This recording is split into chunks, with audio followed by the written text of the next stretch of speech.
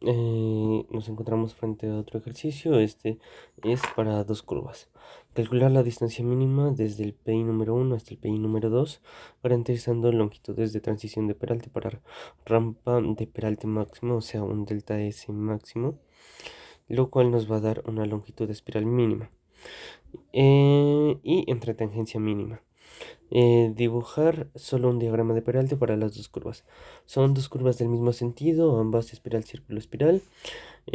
Ancho de calzada 7.30, por tanto el carril es 3.65.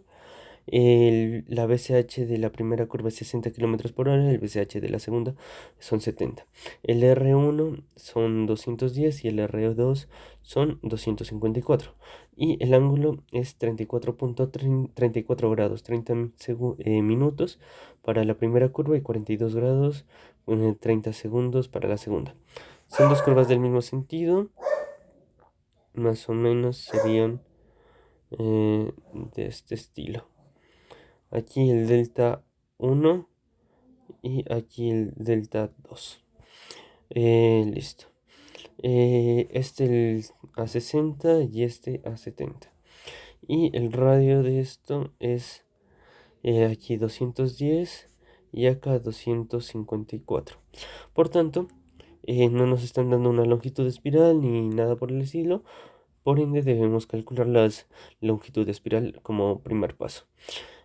Como ya nos dan un radio y ya nos dan una velocidad específica, debemos obtener el peralte que estamos trabajando por medio de una tabla. La tabla es dada en el manual de geométrico de carretera. La tabla es dada por el peralte es dado por esta tabla y esto es eh, para vías primarias y secundarias. Esto es descrito ajá, para las dos curvas. Esto es si nuestro peralte máximo es 8%. Por tanto, para la primera tenemos un BCH de 60 km por hora, que quiere decir que vamos a ubicarnos en esta tabla de aquí, toda esta sección, y un radio de 210. Debemos buscar el 210 en esta sección. Nos da un 6.6 como peralte. Luego tenemos un BCH de 70, toda esta sección, y buscamos un 254. En esta sección encontramos que nuestro peralte es 7.2. Ahora, para calcular estos criterios se hace uso. Estos son criterios. Tenemos un criterio, primer criterio, segundo criterio, criterio 3.1, criterio 3.2 y criterio 4. Todos son según el manual de geométrico de carreteras y se encuentran bajo los siguientes criterios. Longitud mínima. El criterio 1, la variación uniforme de la aceleración centrífuga J, no compensada por su peralte, su valor se determina de la siguiente manera. Aquí vamos a tener dos valores desconocidos. El primero J, que es dado por la siguiente tabla y por el BCH respectivo. Por ejemplo, vamos a tener 0,7 y 0,7 para ambos casos. El segundo es el peralte. Este peralte este peralte lo vamos a tener en porcentaje según el manual de diseño geométrico de carreteras. No en tanto por uno, sino en porcentaje. Y por lo demás, el RC y el RC es el radio que nos dieron. El BCH es la velocidad con la que trabajamos. Eso para el primer criterio. Para el criterio número 2, que se encuentra por acá, tenemos RC multiplicado por el peralte, de nuevo en porcentaje, multiplicado por A, que viene a ser la distancia del eje de giro al borde de la calzada, que viene a ser la distancia del carril, la distancia de un carril, que es 3.65, y delta S. El delta S lo vamos a obtener de una tabla. En nuestro caso, el delta S, si no me encuentro mal, es 0.66 y 0.72. Pero revisemos. Aquí podemos encontrar el peralte. Primero que todo, el pendiente relativo de la rampa de peralte máximo. Para el 6 es 0.6 y para el 7 es 0.55. Y para obtener el mínimo peralte, lo que se hace es eh, el 0.1 multiplicado por 3.65, que es nuestro carril. Y ya, eso sería para obtener tanto la pendiente máxima como la pendiente máxima, la rampa de peraltes máximo. Y continuamos con el segundo criterio. Esto, bueno, aquí acaba el segundo criterio, obtenemos a mínimo. En ambos obtuvimos a mínimo. En este, por ejemplo, al cambiar este delta S tiene que ser mínimo para que este también sea mínimo. Sin embargo, al cambiarlo, tiene que ser máximo, disculpa, para que este sea mínimo. Y al cambiar esto, si ponemos un delta S mínimo aquí, o sea, con A multiplicado por 0.1, obtenemos aquí ya no un máximo, sino un mínimo, ya no un mínimo, sino un máximo. Y ahí ya al utilizar la fórmula principal de las espirales clotoides, que es A cuadrada es igual a R por LE, ya no nos daría, al despejar LE, ya no nos daría un LE mínimo en este caso, sino un LE máximo. Continuamos con el criterio número 3. Este se divide en dos partes. Bueno, normalmente ¿cómo es? El disloque lo trabajamos con 0.25 para asumir un mínimo. 0.25 metros, que son 25 centímetros. Por lo tanto, esto de aquí viene a ser lo mismo que 6. Al multiplicar 24 por 0.25, esto es igual a 6. Y vendría a ser la misma fórmula, tanto esta como esta. El disloque, pues, es el extra del radio que se le añade. Y ya. En el criterio número 3.2 obtenemos el ángulo de giro de la espiral mínimo de 3 grados. Bueno, este es fijo, el ángulo espiral. Y este va a ser 0.05236. Y este aquí vamos a despejar la longitud de espiral. Vamos a despejar y vamos a obtener una longitud de espiral mínimo. Por lo tanto, será el ángulo el teta E multiplicado por 2 multiplicado por RC, que es el radio. Esto nos va a dar una L mínima. Y eso nos vendría a ser todo. Bueno, este vendría a ser lo mismo. L mínima aquí y acá. Que quiero revisar por aquí. Ya faltaba. Bueno, continuamos con A mínimo igual a raíz cuadrada de RC por LE. Este sería el segundo criterio para obtener un LE. No, este viene a ser el, el mismo criterio, solo que para obtener la A mínima. Bueno, continuamos con el criterio número 4, que es para la longitud máxima. Aquí podemos despejar A mínima y aplicando la fórmula principal, que viene a ser A cuadrado igual a R por L, L radio pasa a dividir y conseguimos una L máxima. Y así obtenemos tanto la A máxima como la A mínima para todos los puntos. Esos criterios los aplicamos tanto para un radio de 210 como para un radio de 254 con pues los valores respectivos.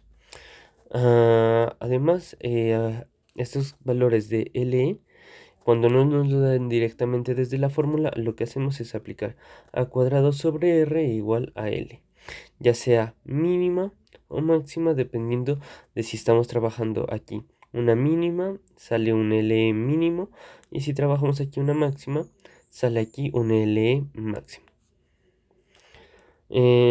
Listo. Aquí tenemos los peraltes con los que estamos trabajando, 1 y 2, y tenemos una longitud de espiral mínima. tenemos que tener en cuenta que vamos a tener dos longitudes de espirales debido a que estamos trabajando con dos curvas. Tararara, 47.78.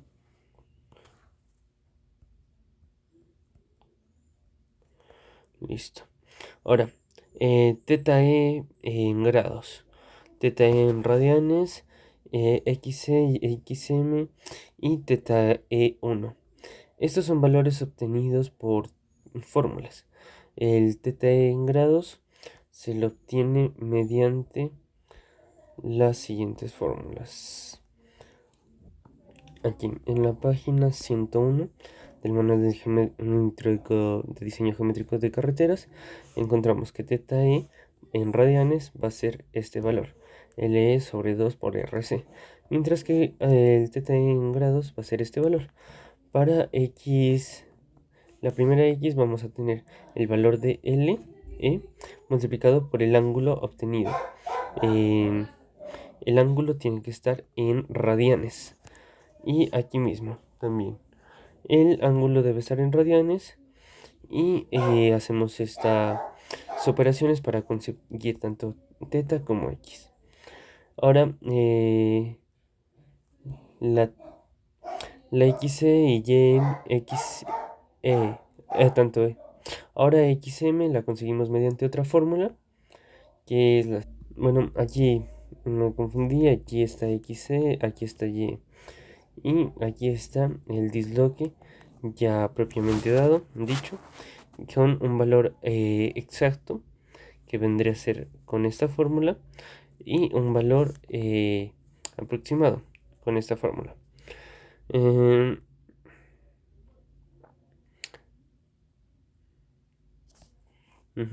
Ahora, XM la vamos a obtener mediante esta fórmula para poder obtener la tangente espiral.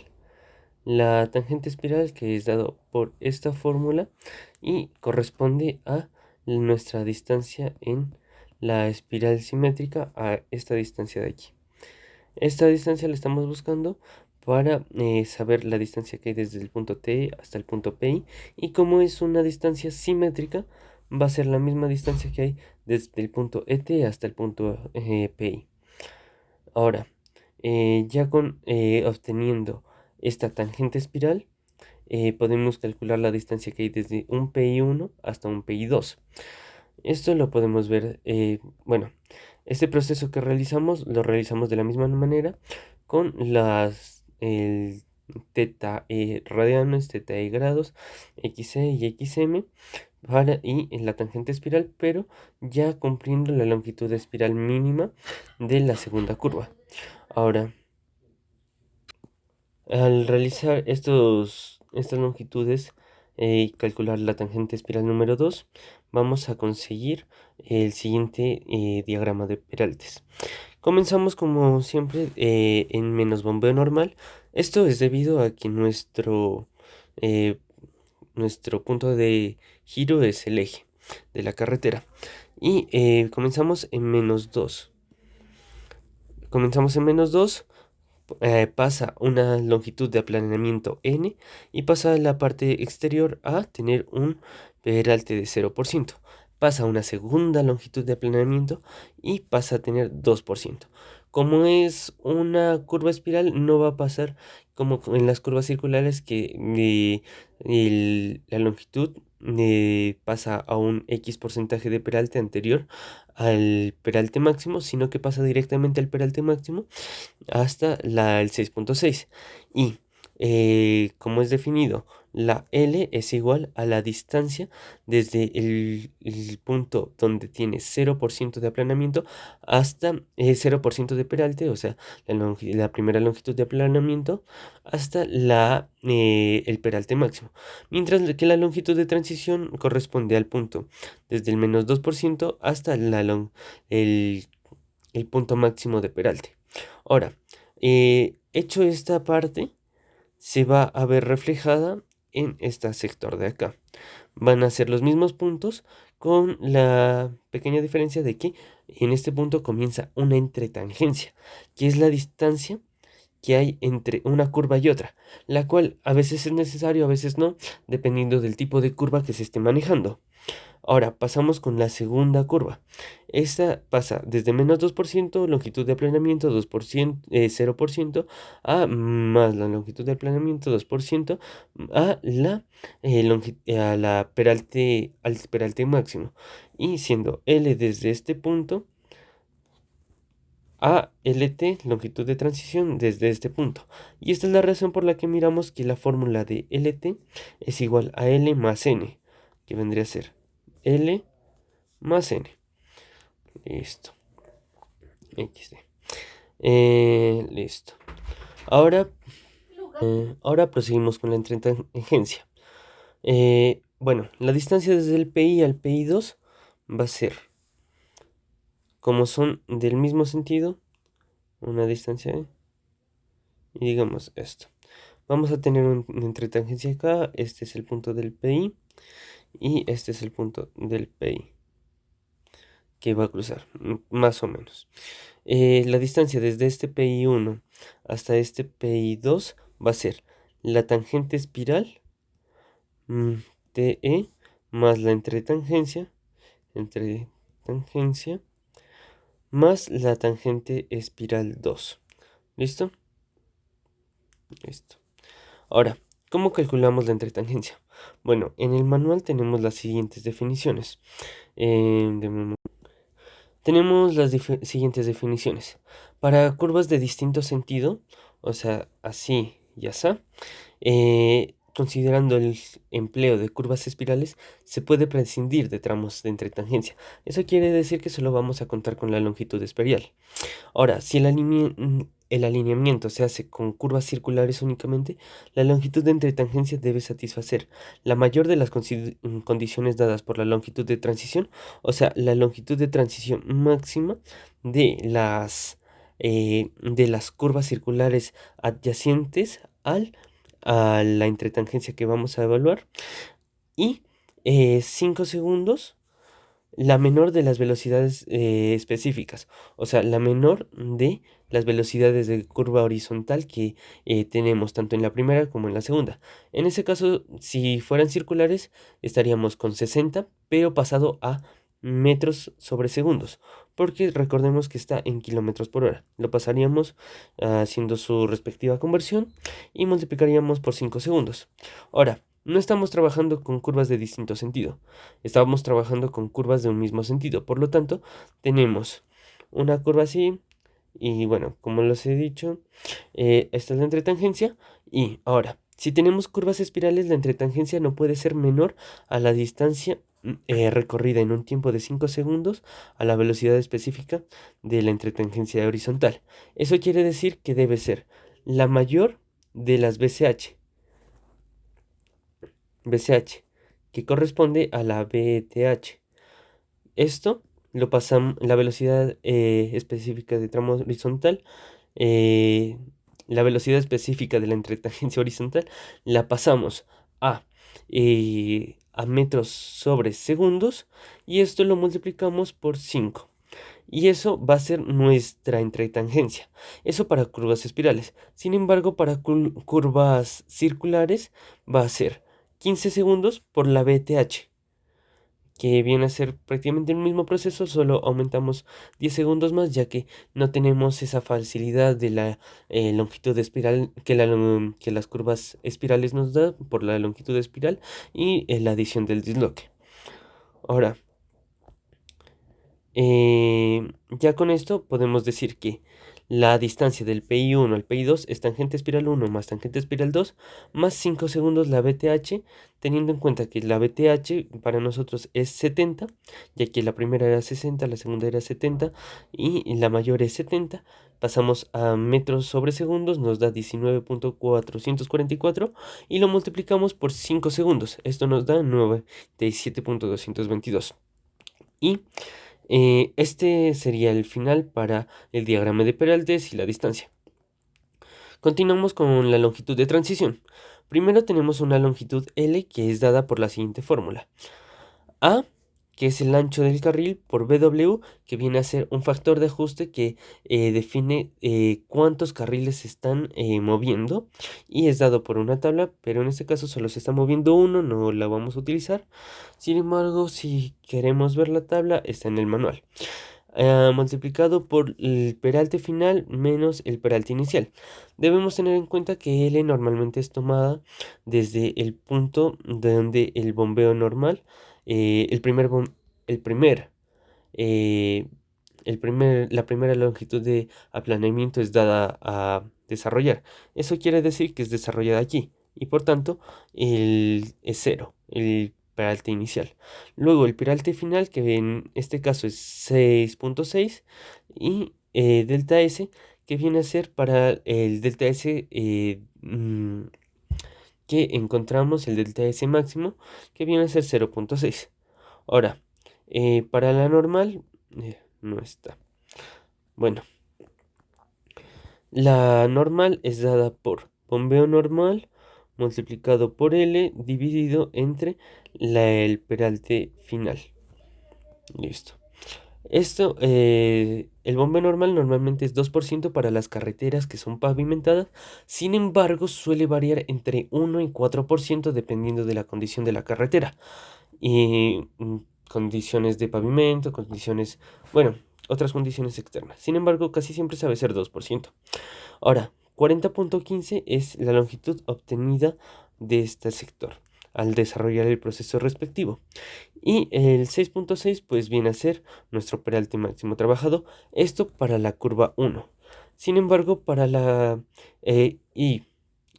longitud de transición 1 vamos a tener L más N, que vendría a darnos un total de 52.31.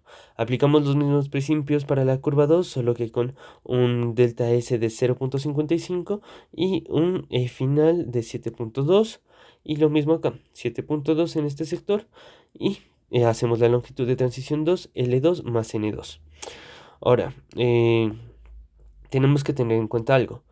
Para las espirales, cuando la longitud, la L normalmente es la misma longitud de espiral para terrenos ondulados, montañosos y escarpados. Sin embargo, la LE va a ser la misma que la LT para algunos terrenos muy específicos, planos, no en todos los casos, así que hay que tenerlo en cuenta. Y bueno, esto es la explicación de la entretangencia y ya.